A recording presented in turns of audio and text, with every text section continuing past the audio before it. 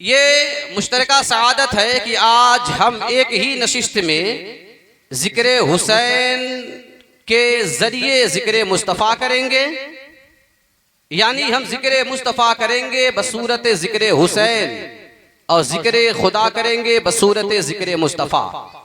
एक हुसैन के जिक्र से हमें मुस्तफ़ा के जिक्र की भी रिस्पॉन्सिबिलिटी मिलने वाली है और उसी जिक्र हुसैन से हमें खुदा के जिक्र का नफा भी मिलने वाला है। क्यों? इसलिए कि हुसैन का जिक्र नबी का जिक्र है और नबी का जिक्र बिला शुबहा खुदा का जिक्र है। इसलिए आप मोहब्बत के साथ बैठे, इंशाअल्लाह तबारक व ताला जो वक्त मुझे मिला है उसी वक्त में अपनी गुफ्तगू को, चूंकि वक्त कम है और कम वक्त में अपनी गुफ्तगू को हमें मुकम्मल तौर पर समेट कर आपके सामने पेश करना है, इसलिए मैं अल्लाह ताला के बारगाह में दुआ करूंगा मौला तबारक व ताला हमारे उस बयान पर हमें इस्तिकामत दे और ज़हन हाजिरी के साथ हमें गुफ्तगू करने का और आपको गुफ्तगू सुनकर उसे ज़हन में बिठाने का, फिर उस पर अमल करने की तौफीक रफ़ीक अता फरमाए।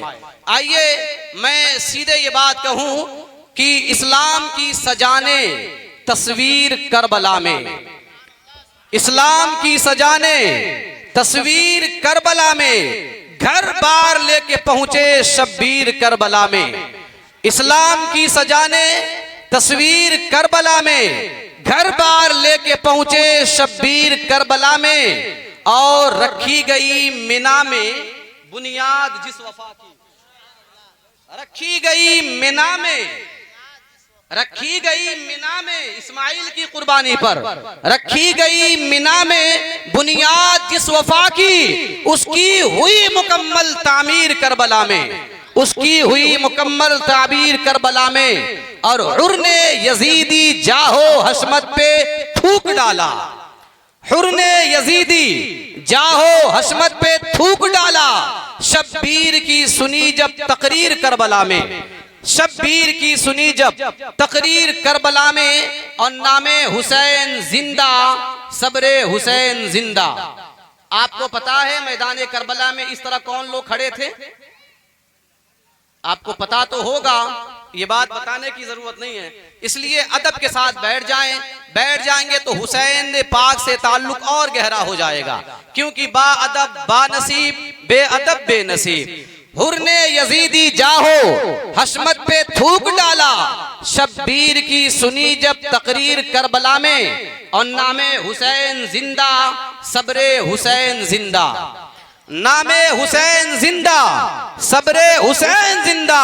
ये खून से लिखा है तहरीर करबला में, ये खून से लिखा है तहरीर करबला में। हजरात गिरामी, मैं पहले आपको बता दूं कि सब्र कहते किसे हैं, सब्र कहते किसे हैं। आप जनाब हाफिज़ कारी शमशाद साहब की दुकान पे कोई सामान लेने चले जाएं और सामान आपके बजट से ज्यादा हो, सामान जो है वो आपके बजट से ज्यादा हो और आप चले आए ना लें तो वो सब्र नहीं है, क्योंकि वो आपकी एलिजिबिलिटी से बाहर था, वो आउट ऑफ अथॉरिटी था, आपके कंट्रोल से बाहर था। तो जो चीज आप न चाह के ले ना पाए वो सब्र नहीं है।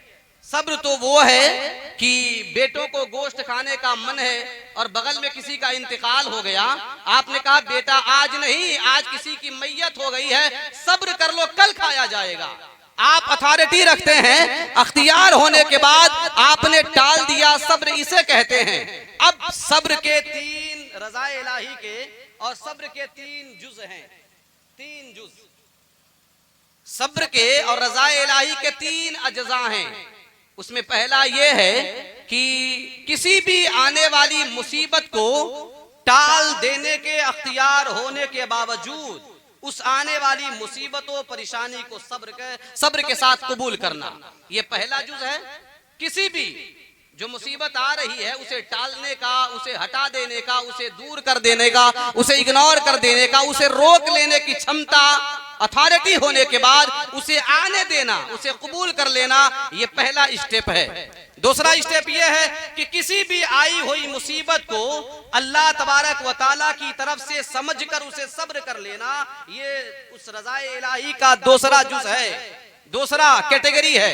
तीसरा ये है कि जो मुसीबत आ जाए, कभी कभार ऐसा होता है इंसान जब मुसीबत आती है तो कुछ नहीं कहता, जब मुसीबत गुजर जाए तो हजारों सैकड़ों शिकवे गिले करता है। मगर सब्र का तीसरा दर्जा ये है, रज़ाए इलाही का तीसरा जुज ये है कि वो आने वाली मुसीबत जो टल गई, जो खत्म हो गई, वो आके मुसीबत अपनी बर्बादियां और सारी चीजों को मिटा के चली गई, इसके बावजूद भी अपने जबान पर कोई हरफ शिकायत न लाना, ये रज़ाए इलाही की तीसरी जुज है।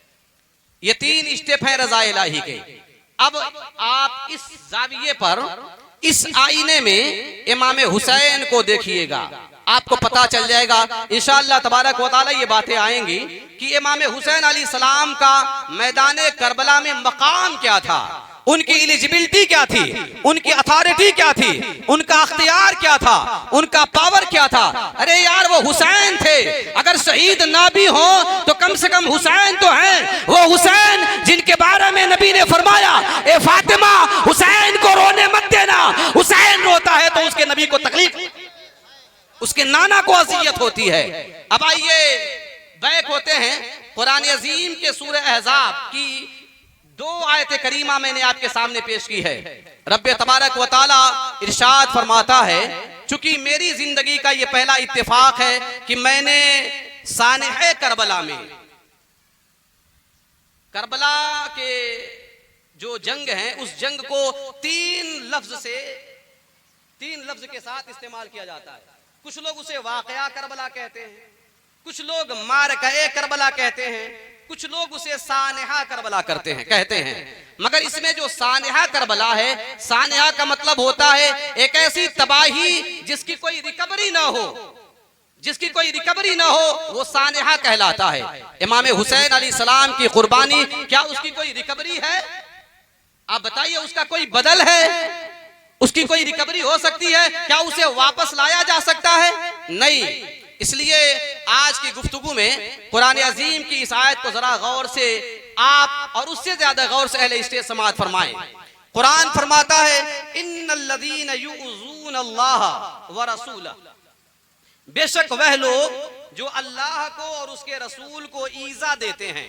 पॉइंट टू बी नोटेड, जो अल्लाह को और उसके रसूल को ईजा देते हैं, अल्लाह को और उसके रसूल को ईजा देते हैं, लानहुमुल्लाहु फिद दुनिया वल आखिरा, उन पर अल्लाह तबारक व तआला की लानत है, दुनिया में भी और आखिरत में भी। दुनिया में भी और आखिरत में भी अल्लाह की लानत है उस पर। अब यहाँ एक सवाल मैं करूंगा, आप बताइए, अजियत कहते हैं एहसास को, अजियत कहते हैं फीलिंग्स को, अजियत कहते हैं महसूसात को। आप बताइए, क्या अल्लाह को अजियत देना पॉसिबल है? अल्लाह को अजियत देना, अल्लाह को दुख देना, वो तो बेनियाज है पूरी कायनात से। उसने तो लफ्ज़ कुल से पूरी कायनात को पैदा किया है, उसने तो जमीन की मिट्टी से हम जैसा खूबसूरत इंसान को पैदा फरमाया है। क्या उस खुदा को अजियत देना मुमकिन है? मुमकिन है? थोड़ी बात पेचीदा होगी, इसलिए पेचीदा होगी कि आज हमने सोच लिया है हुसैन का दामन नहीं छोड़ेंगे, हुसैन का दामन नहीं छोड़ेंगे। ये जमाने से ये रवाज होता चला आया, आपने समझा नहीं हुसैन का दामन है क्या। हुसैन का दामन जो थाम ले वो दुनिया से बेजार होकर रब के बारगाह में ऐसा झुकता है। पूछो मैदान करबला में सज्जाद से कि आपने एक मर्तबा मैदान करबला देखा है? पूरी जिंदगी आपने कभी लम्हाए मुबारक में ठंडा पानी नहीं लिया। आप उनसे पूछिए, आप कहते हैं हुसैन का दामन नहीं छोड़ेंगे। हुसैन का दामन जिसने पकड़ा है वो जमाने से बेखबर हो गया, वो ऐसा अल्लाह वाला हो गया, जिया तो भी अल्लाह के लिए, मरा तो भी अल्लाह के लिए, कल क़यामत के दिन रब के बारगाह में उठाया जाएगा तो भी खुदा की रज़ा के लिए उठाया जाएगा। आप क्या समझते हैं? इसलिए अल्लाह तबारक व तआला फरमा रहा है ना, ये रब फरमा रहा है, चूंकि कुरान का कलाम है, ये कुरान है ना, और कुरान अल्लाह का कलाम है, तो अल्लाह फरमा रहा है बेशक वह लोग जो अल्लाह को और उसके रसूल को ईजा देते हैं, ईजा दे, जो ईजा देने वाले हैं, जो तकलीफ देने वाले हैं, उन पर अल्लाह की लानत है दुनिया में और आखिरत में भी। तो जब अल्लाह को अजियत देना पॉसिबल नहीं है, अल्लाह को अजियत देना मुमकिन ही नहीं। अल्लाह एहसासात से पाक है, तो फिर आखिर वो कौन सी अजियत है जिस अजियत को खुदा अपनी अजियत कह रहा है, जिस तकलीफ को खुदा अपनी तकलीफ कह रहा है, आखिर वो कौन सी अजियत है? कोई तो ऐसी अजियत होगी ना जिस अजियत को खुदा अपनी अजियत कह रहा है। और आगे पढ़िए, कुरान को पढ़िए, आगे अल्लाह फरमा रहा है लानहुमुल्लाह फिद दुनिया वल आखिरा व अअद्द लहुम अज़ाबम मुहीना। और ये तो दुनिया में अल्लाह की लानत है उस पर, दुनिया और आखिरत में अल्लाह की लानत तो है। इसके बाद अल्लाह फरमाता है व अअद्द लहुम अज़ाबम मुहीना, उनके लिए दर्दनाक अजाब अल्लाह ने तैयार कर रखा है। उनके लिए दर्दनाक नहीं, जिल्लत वाला अजाब। अब अजाब को भी कुरान ने 3 लफ्ज के साथ जिक्र किया है। कहीं कुरान ने फरमाया अजाबुन अजीम, बड़ा अजाब, कहीं फरमाया अजाबुन मुहीन, दर्दनाक अजाब, कहीं अजाबुन अलीम, दर्दनाक अजाब, और कहीं अल्लाह ने फरमाया अजाबुन मुहीन, यानी जिल्लत आमेज अजाब। अब यहाँ फरमा रहा है जो अल्लाह और रसूल को ईज़ा देते हैं, अल्लाह तबारक व तआला उनके लिए जिल्लत आमेज अजाब तैयार कर रखा है। किसी इंसान को जलील करना खुद ही एक अजाब है। किसी इंसान को जलील करना अजाब नहीं है? अजाब तो है ना, किसी इंसान को जलील करना खुद अपने आप में एक अजाब है। मगर उसके बाद खुदा फरमा रहा है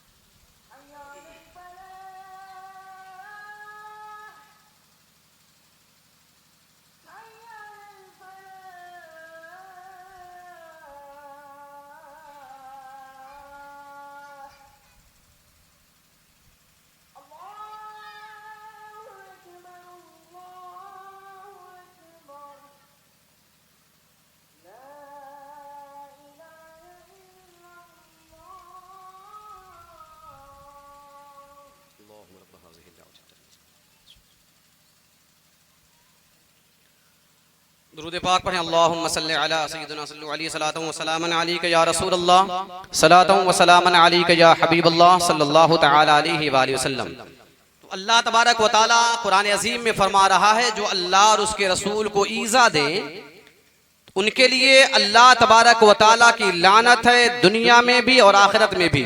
और उनके लिए अल्लाह ने क़यामत में दर्दनाक अजाब को तैयार, जिल्लत आमेज अजाब तैयार कर रखा है। अब आगे पढ़िए, रब फरमा रहा है वल्लज़ीना युज़ूनल मुमिनीन वल मुमिनात, वह लोग जो किसी भी मोमिन मर्द को या मोमिन औरत को तकलीफ देते हैं, ईज़ा देते हैं।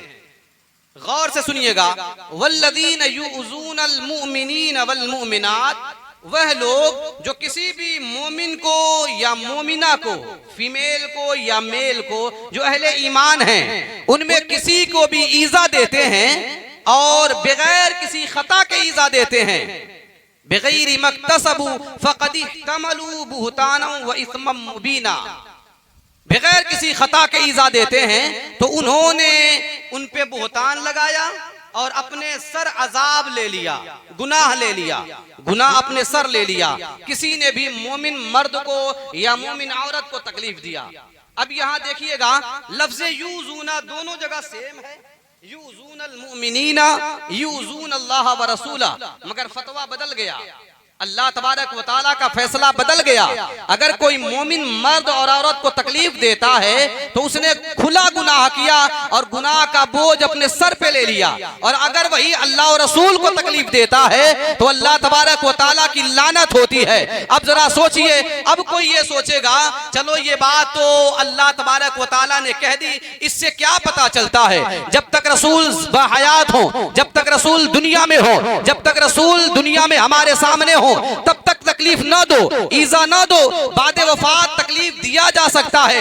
आइए कुरान अजीम के इसी सूरह अहज़ाब की एक और आयत है, रब्बे तबारक व तआला फरमाता है, ए लोगों अगर हमारे हबीब विसाल कर जाएं तो विसाल के बाद भी नबी की किसी अज़वाज से तुम निकाह ना करो, नबी ना रहे दुनिया में, नबी का विसाल हो गया, विसाल के बाद नबी कब्र अनवर में है, मगर कब्र अनवर में भी नबी के जाने के बाद तुम उनकी किसी अज़वाज से निकाह नहीं कर सकते। अगर तुम निकाह करोगे तो नबी को तकलीफ पहुंचेगी। अब कोई ये सोचेगा चलो अगर नबी पाक अलैहिस्सलाम को महीना हुआ, 2 महीना हुआ तो निकाह नहीं कर सकते, मगर कुछ दिन बाद तो कर सकते हैं। रब फरमाता नहीं, उनके न रहने के बाद अब तक जब तक दुनिया बाकी रहेगी तुम अल्लाह तबारक व तआला के नबी के महबूबा से किसी भी अज़वाज से निकाह नहीं कर सकते। पता चला अल्लाह तबारक व तआला हमारे ज़हन को खोलकर ये बताना चाह रहा है, ए लोगों जिस काम से पैगंबर को दुनिया में तकलीफ होती थी, अगर नबी के न रहने पर भी वो काम करते हो तो नबी को ईजा होती है, नबी को तकलीफ होती है, नबी को परेशानी होती है, और जब नबी को परेशानी होती है तो बिला शुबहा जिस तरह अल्लाह ताला ने फरमाया, ए नबी जो कंकर आपने फेंका था वो आपने नहीं मैंने फेंका था, ए नबी आपकी अतात मेरी अतात है, ठीक इसी तरह अगर कोई रसूल को ईजा देता है तो गोया वो खुदा को ईजा देता है, और जो खुदा को ईजा देता है वो हमेशा हमें जहन्नम में दाखिल कर दिया जाएगा। अब आगे बढ़िए, अब सवाल ये होता है या रसूल अल्लाह, नबी से पूछा जाएगा ना कि जब रसूल की तकलीफ ही खुदा की तकलीफ है, रसूल को अज़ियत देना ही खुदा को अज़ियत देना है, तो ये सवाल तो आता है कि नबी को अज़ियत किस बात से होती है, नबी को परेशानी किस चीज से होती है, नबी को तकलीफ किस चीज से होती है। लोगों आका अलैहिस्सलाम पे कुर्बान जाओ, नबी फरमाते हैं आप जानते हैं दुनिया में कहीं भी जुल्म हो तो जुल्म ही है, आप किसी को गाली दें तो गाली ही है, और गाली पर जो सजा है उस सजा के हकदार आप हैं। अगर किसी पे जुल्म करते हैं तो जालिम आप हैं, चाहे वो दुनिया के किसी खित्ते में हो। मगर आइए जरा सोचिए, आका अलैहिस्सलाम फरमाते हैं, हजरत अनस की रवायत है, हदीस पाक है, सही मुस्लिम की हदीस है, नबी फरमाते हैं अगर कोई मदीना में रहने वाले, ये भी ध्यान से सुनिएगा, मदीना में रहने वाले किसी भी इंसान को तकलीफ न दे, तकलीफ देने का इरादा रखे, अगर वो सोचे मदीने में रहने वाले किसी इंसान को तकलीफ देने का अगर इरादा रखता है तो अल्लाह तबारक व तआला उसे जहन्नम में ऐसे पिघला देगा जैसे आग शीशे को पिघला देती है, या नमक पानी को पानी नमक को पिघला देता है। ऐसे ही अल्लाह तबारक व तआला उस इंसान को जो मदीना में रहने वाले किसी इंसान को तकलीफ देने का इरादा रखेगा। मैं कनेक्ट करना चाह रहा हूं आपके जहन को मदीना से और करबला के दूल्हा से, शहसवार करबला से।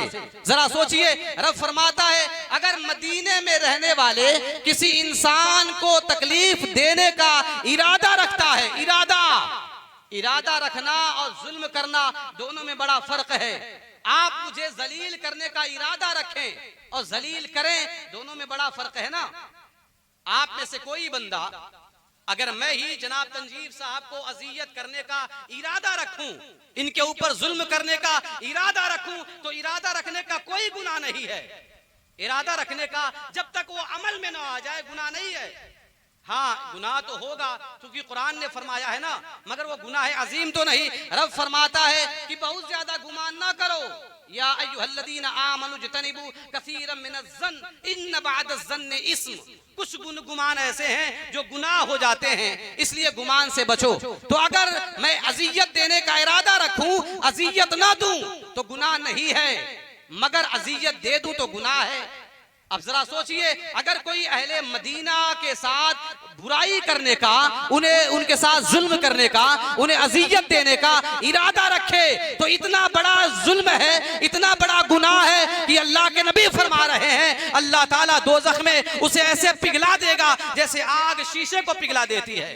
और अगर कोई अजियत कर दे, अगर कोई अजियत कर दे, ये बात तो हो गई जनाब उमर फारूक आजम के बारे में, ये बात तो हो गई मदीना के गरीब सहाबा के बारे में, ये तो हो गई बात मदीना के किसी इंसान के बारे में। अगर तकलीफ देने का इरादा करे तो उसकी सजा ये है।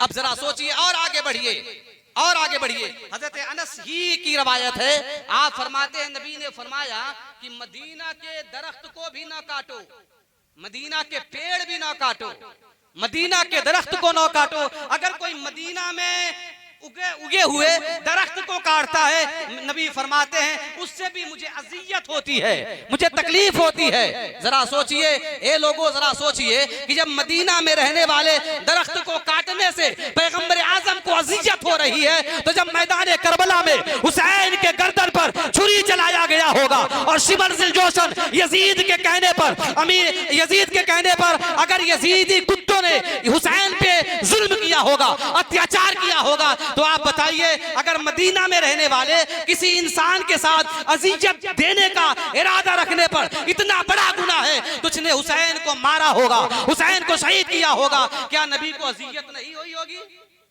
नबी को तकलीफ नहीं हुई होगी? नबी को तकलीफ तो होगी ना, नबी को अजियत तो हुई होगी ना। तो आप बताइए अगर नबी की, जैसे ये बात मैंने इसलिए कही कि आज लोग ये सोचते हैं कि हुसैन के साथ जो यजीद ने जुल्म किया उसका बदला जहन्नम हो गया, उसने गुनाह कबीरा कर दिया। अमा यार वो गुनाह नहीं कर दिया, उसने बराह रास्त हुसैन को अजियत दे के मुस्तफा को अजियत दिया है, और जिसने मुस्तफा को अजियत दिया उसने खुदा को अजियत दिया है, और जिसने खुदा को अजियत दिया उसके लिए जन्नत के दरवाजे बंद हो जाते हैं और जहन्नम के दरवाजे खोल दिए जाते हैं। आप हुसैन की अजियत को हल्के में लेते हैं। जरा सोचिए कि आज 7 मुहर्रमुल हराम है और आज ही का वो दिन है जिस दिन इमाम हुसैन अलैहि सलाम पर 2 मुहर्रमुल हराम को इमाम हुसैन मदीना में पहुंचे, करबला पहुंचे, और 7 मुहर्रम को इमाम हुसैन पर दाना पानी बंद कर दिया गया। क्या मतलब?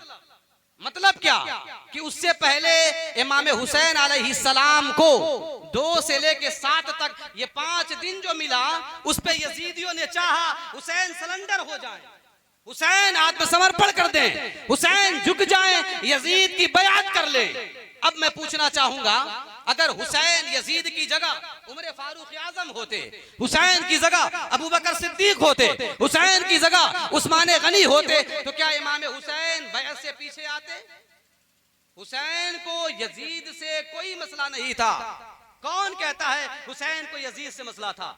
हुसैन को, और आज हम हुसैनियों को भी यजीदियों से कोई मसला नहीं है, बस एक मसला है, यजीदी किरदार से मसला है, यजीदी नीयत से मसला है। यजीद चाहता था इस्लामी हुकूमत को शख्सी हुकूमत बना ले, और हुसैन चाहते थे इस्लामी हुकूमत जो है वो इस्लामी हुकूमत रहे। इस्लामी हुकूमत की बका के लिए हुसैन ने अपना सब कुछ कुर्बान कर दिया, और कुर्बान करने के बाद आखिर में पूछ रहे हैं मौला हुसैन तुमसे राजी है? क्या तू बता, क्या तू हुसैन से राजी है?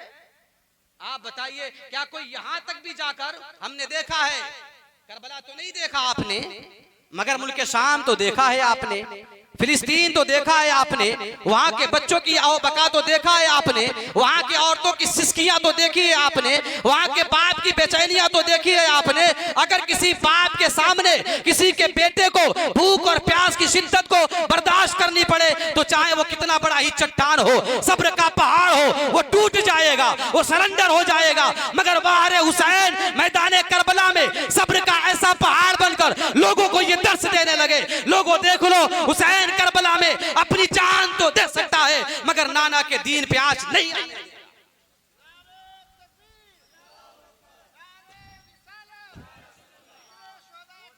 जिंदाबाद, जिंदाबाद। अब यहां ये बात जाननी होगी कि अल्लाह तबारक व तआला ने कुरान अजीम में, चूंकि यहाँ एक और मसला हल कर दिया जाए, कुरान अजीम में जब इस्माइल अलैहिस्सलाम की कुर्बानी हुई, कुर्बानी तो हो गई, इस्माइल अलैहिस्सलाम की कुर्बानी हुई ना, कुर्बानी तो हो गई ना। अगर कुर्बानी हुई नहीं होती तो रब ये नहीं फरमाता इब्राहिम कद सद्दक़्ता रुया, इब्राहिम तूने ख्वाब सच कर दिखाया है। मतलब ये कि इस्माइल की कुर्बानी हो गई।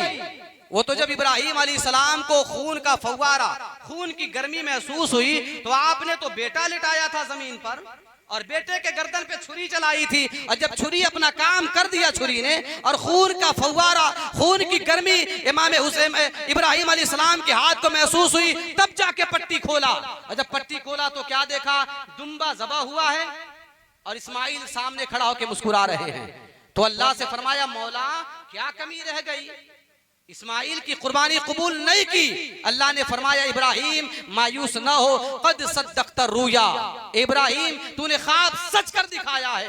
हम नेकों को ऐसा ही जजा देते हैं, ऐसा ही बदला देते हैं। क्या बदला देते हैं, तूने बेटा लेटाया था, हमने जन्नती दुम्बा लेटाकर तेरे बेटे को बचा लिया और कह दिया वो फदैनाहु बिज़िब्हिन अज़ीम, हमने इसके बदले एक अजीम फिदिया दे दिया और इस्माइल को बचा लिया, इस्माइल को बचा लिया।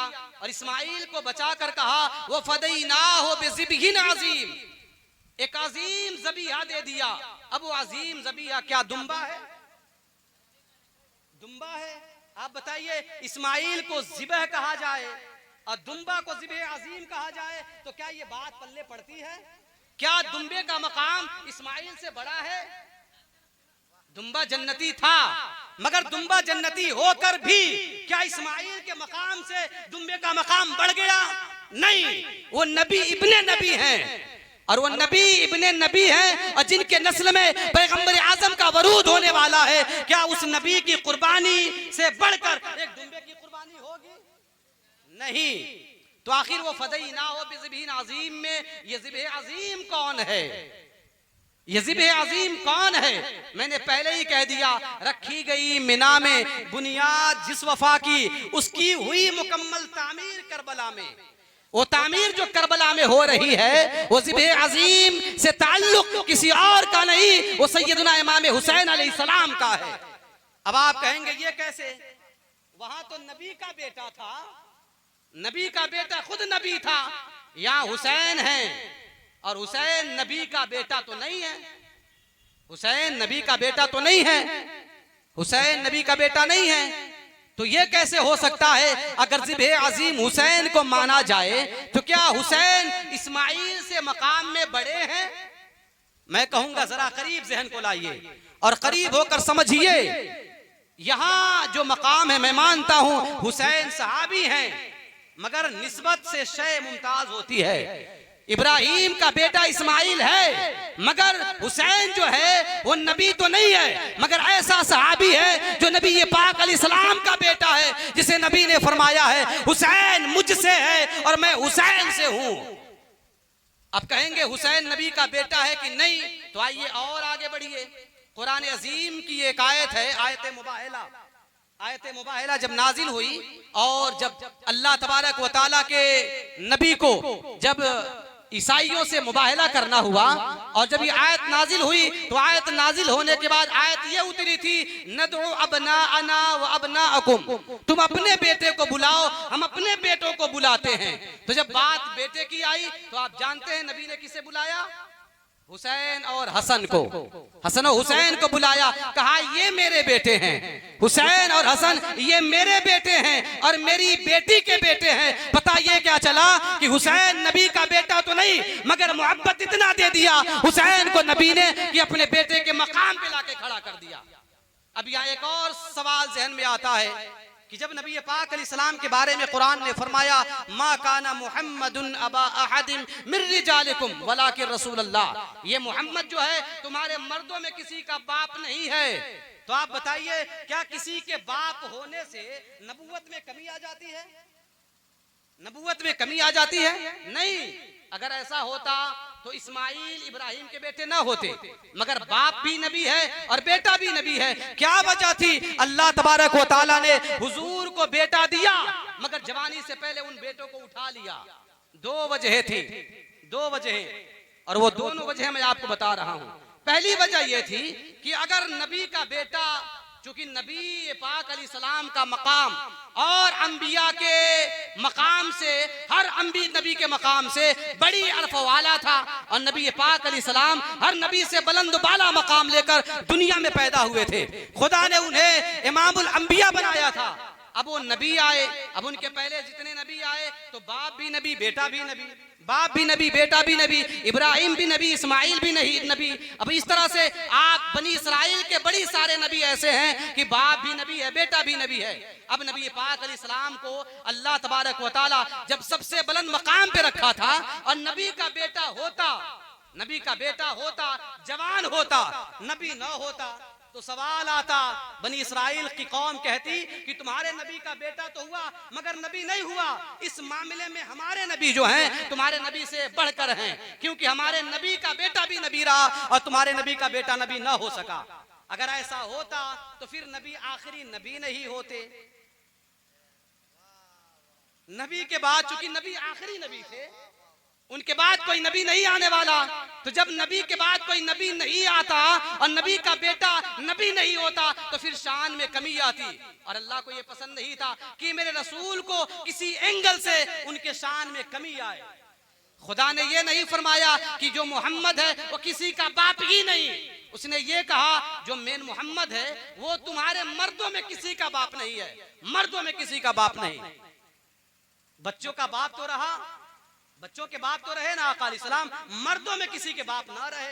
अगर बाप होते, अगर वो बाप होते और बेटा नबी ना होता तो फिर सवालिया निशान आता, और अगर बेटा नबी हो जाता तो फिर नबी आखिरी नबी नहीं रहते, तो फिर वो खत्म नबूवत का जो मसला था उस मसले में फिर सवाल पैदा होता। इसलिए अल्लाह तबारक व तआला ने इस्माइल अलैहिस्सलाम को बचाया, इस्माइल को बचाया। इसलिए इस्माइल से नबी को पैदा करना था तो इस्माइल को बचा लिया। जिस वक्त अल्लाह तबारक व तआला के खलील के छुरी के नीचे इस्माइल को लिटाया गया था, उस वक्त नूरे मोहम्मदी इस्माइल में जरवागर था। अब नूरे मोहम्मदी इस्माइल में है, इसलिए खुदा ने इस्माइल को बचा लिया। और करबला में नबी का दीन बचाना था, इसलिए हुसैन को मैदान करबला में कटा दिया गया। अब फिर यहाँ एक सवाल पैदा करूंगा, सवाल पैदा होगा, सवाल इसलिए पैदा होगा, हुसैन, हुसैन कुरान कह रहा है या अय्युहल्लदीना आमनुस्तईनु बिस्सब्रि वस्सलाह, ए मोमिनो, ईमान वालो, तुम सब्र से और नमाज से मदद मांगो, सब्र से और नमाज से मदद मांगो। आप बताइए क्या हमारी नमाज हुसैन की नमाज से बढ़कर है? हमारा सब्र हुसैन के सब्र से बढ़कर है? हुसैन उस नबी के नवासे हैं कि ऐन नमाज की हालत में, ऐन नमाज की हालत में आका अलैहिस्सलाम ने आसमान की तरफ चेहरा किया। अल्लाह ने फरमाया कद नरा तक़ल्लुबा वजहिका फिस्समा, ए मेरे हबीब, ये बार बार जो आसमान की तरफ चेहरा कर रहे हो हम समझ रहे हैं, तुम्हें किबला बदलना है। ऐन नमाज की हालत में आका अलैहिस्सलाम ने किबला बदल दिया, और पहले वो फिलिस्तीन की तरफ मुंह करके नमाज पढ़ते थे, मस्जिद अक्सा की तरफ नबी ने ऐन नमाज की हालत में चेहरा फेर लिया, और चेहरा फेर कर किबला को अपना काबा बना दिया, काबा को किबला बना दिया। पहले का किबला कुछ और था, अब किबला बदल दिया आका अलैहिस्सलाम ने। उसी नबी का नवासा है मैदान करबला में हुसैन। अगर आसमान की जानिब हुसैन सर कर दिए होते तो अल्लाह तबारक व तआला मंशा जान लेता, हुसैन कहना क्या चाहते हैं। मगर हुसैन दुनिया वालों को बता रहे हैं, ए लोगों, जानते नहीं हो हुसैन की जान बड़ी कीमती है, हुसैन की पहचान बड़ी कीमती है, हुसैन की आल बड़ी कीमती है, हुसैन का खून बड़ी कीमती है, हुसैन की बड़ी कीमती है। मगर इसके बावजूद जब बात ईमान की आ जाए, जब बात दीन की आ जाए, हुसैन अपनी जान तो दे देगा मगर दीन को नहीं जाने देगा। जान देकर इस्लाम की बका को बाकी रखेगा, इस्लाम को बाकी रखेगा। हुसैन ने जान देना गवारा किया और इस्लाम को बचा लिया, नमाज को बचा लिया। हुसैन ने नमाज को हुसैन ने बचा लिया, उस नमाज को, उस दीन को बचाया जिस दीन के मानने वाले जब मुहर्रम का चांद होता है तो खुराफात में मशगूल हो जाते हैं। उस दीन को बचा लिया जिस दीन के मानने वाले निकाह जैसी पाकीज़ा महफिल को भी बुरा बना देते हैं और उसे भी बदमजा कर देते हैं। निकाह जैसी अजीम महफिल को भी वो बेबरकत कर देते हैं जो बाबरकत महफिल है। उस दीन को बचाया हुसैन ने जिस दीन के मानने वाले शादी अकीका ब्याह के मौके पर खुराफात करते हैं। उस दीन को बचाया हुसैन ने जिस दीन के मानने वाले शराब पीते हैं। उस दीन को बचाया हुसैन ने जिस दीन के मानने वाले जिना के बाजार को गर्म कर रहे हैं। उस दीन को बचाया हुसैन ने जिस दीन के मानने वाले सूदी कारोबार कर रहे हैं। हुसैन बता रहे हैं लोगों, हुसैन की जान तो बड़ी कीमती है मगर इससे कहीं ज्यादा कीमती खुदा का वो दीन है जिसके बारे में खुदा ने फरमाया इन्न दीन इंदल्लाहिल इस्लाम, बेशक अल्लाह तबारक व तआला का पसंदीदा दीन मजहब इस्लाम है। मजहब इस्लाम है। लोगों, आप समझ नहीं पाए हुसैन को, आप समझ नहीं पाए हुसैन की शहादत को। आप तो हुसैन की शहादत को भी सेलिब्रेट करते हैं, बस मनाते हैं। जरा सोचिए, आज की रात मैदान करबला में जब इमाम हुसैन अलैहिस्सलाम पर और उनकी आल पर, उनकी औलाद पर, उनकी बीवियों पर, उनके बच्चों पर, उनके भतीजों पर, उनके अजीजों अकारी पर जब पानी बंद कर दिया होगा, अरे वो फरात जिससे जानवर पानी पी रहे हैं, उस फरात के करीब हुसैन को और आले हुसैन को जाने की इजाजत नहीं है। जरा सोचिए हुसैन के सब्र का मकाम मैदान करबला में क्या होगा। आपने समझा नहीं हुसैन को। एक बात और बता दूं कि जब इमाम हुसैन मक्कातुल मुकर्रमा में पहुंचे थे तो मक्का से इस वक्त या उस वक्त जो मक्का से करबला की दूरी है वो 1381 किलोमीटर की दूरी है। 1381 किलोमीटर मैदान करबला से मक्के की दूरी है। और इस दूरी में जो सफर इमाम हुसैन ने किया है, इमाम हुसैन ने जो सफर किया वो 8 जिलहिज्जा को मक्का से इमाम हुसैन ने सफर किया और 2 मुहर्रमुल हराम को मैदान करबला में इमाम हुसैन पहुंचे। 2 मुहर्रमुल हराम को और मैदान करबला से लेकर मक्का तक ये जो 1381 किलोमीटर की दूरी है, उलमा की मौजूदगी में ये बात बता दूं, इतनी दूरी में 14 मकामात ऐसे हैं, 14 मकामात जहां इमाम हुसैन ने स्टॉप लिया, लोगों से बातचीत की और लोगों के दरमियान खिताब किया। इसमें मेरे नॉलेज के मुताबिक 1 या 2 जगह इमाम हुसैन को लोगों ने बताया कि कूफा वाले आपके मुंतजिर हैं, कूफा वाले आपके मुंतजिर हैं और उनकी तलवारें आपके खिलाफ हैं। उनकी तलवारें आपके खिलाफ नहीं है, आपके मुआफिकत में हैं। आप जैसा कहेंगे हुसैन वो आपके साथ सरेंडर हो जाएंगे और आपके शाना बशाना होंगे, आपके कांधे से कांधा मिलाकर होंगे।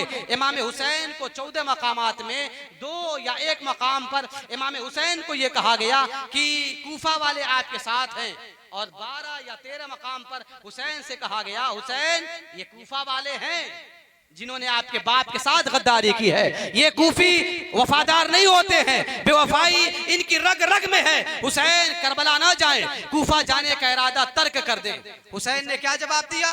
हुसैन ने कहा मैं सफर पे निकल गया हूं, अब खुदा की मर्जी है, खुदा जैसा चाहेगा वैसा ही होगा। अब आप बताइए हुसैन कह रहे हैं, वो हुसैन जिनकी उम्र उस वक्त 56 साल की है, 56 साल की। आप बताएं आप में से किसी का बेटा हो, किसी का बेटा और उसे पता हो, बाप को पता हो कि मेरा बेटा तरकुलवा या पत्थरदेवा या चौराहे पे, बंजरिया चौराहे पर या बोलबम चौराहे पे जाएगा, उसे मार दिया जाएगा, उसे कत्ल कर दिया जाएगा। तो आप बताइए कोई बाप अपने बेटे को भेजेगा? कोई बाप भेजेगा अपने बेटे को? मगर हुसैन का तो सारा खानदान जान रहा था कि हुसैन को करबला में शहीद कर दिया जाएगा। सारा खानदान जान रहा था। वो नबी भी जान रहे थे जिनके इशारे पर चांद और सूरज गुलामी करते हैं। वो नबी भी जान रहे थे जिनके इशारे पर पेड़ करीब आ जाता है। वो नबी भी जान रहे थे जिनके इशारे पर बंद मुट्ठी में कंकरियां कलमा पढ़ना शुरू कर देती हैं। उस नबी को ये बात पता थी। मगर इसके बाद भी इमाम हुसैन के बारे में पूरी जिंदगी किसी ने नहीं कहा मौला हुसैन से बलाए करबला को टाल दे, हुसैन से वाक़यात करबला को टाल दे, हुसैन से साने करबला को दूर कर दे। किसी ने दुआ नहीं किया। जब भी माँ ने हाथ उठाया, मौला अली ने हाथ उठाया तो कहा मौला अल्लाहुम्मा आतल हुसैन सब्र व अजरा, मौला मेरे बेटे हुसैन को सब्र देना, और जब गर्दन कट जाए तो मौला हुसैन को उसका बदला दे देना, उसका बदला दे देना। सारे लोग दुआएं कर रहे हैं। जरा सोचिए, इमाम हुसैन अलैहिस्सलाम को इसी के लिए तैयार किया जा रहा है, मैदान करबला में भेजने के लिए हुसैन को तैयार किया जा रहा है। और हुसैन मैदान करबला में चले गए तो चाहते तो जान बचा लेते, ऑप्शन था उनके पास, वो चाहते तो जान बचा लेते। उलमा गवाह हैं, जान बचाने के लिए कभी कभी हराम शय का इस्तेमाल करना भी जायज है। हराम चीज का खाना भी, मजबूरी में झूठ बोलना भी शरीयत ने मौका दिया है। कहा अगर ऐसा मौका आ जाए तो झूठ बोल देना, जान बचा लेना। हुसैन आपके पास क्या मजबूरी थी कि जान नहीं बचाया, आपने दीन बचाया है। आप तो ये बात अच्छी तरह जानते होंगे। अगर आप रेलवे ट्रैक क्रॉस कर रहे हो, रेलवे ट्रैक और क्रॉस कर रहे हो, इसी आलम में ट्रेन पूरी स्पीड और रफ्तार के साथ आ रही हो, आप बताइए उस वक्त आप अपनी जान बचाएंगे या मोटरसाइकिल? क्या बचाएंगे आप? जान बचाएंगे ना। क्यों जान बचाएंगे? क्योंकि जान बची तो लाखों पाए, जान बची तो फिर मोटरसाइकिल आ जाएगी। और अगर मोटरसाइकिल बचा ले, जान ही ना बचे तो फिर मोटरसाइकिल का क्या फायदा।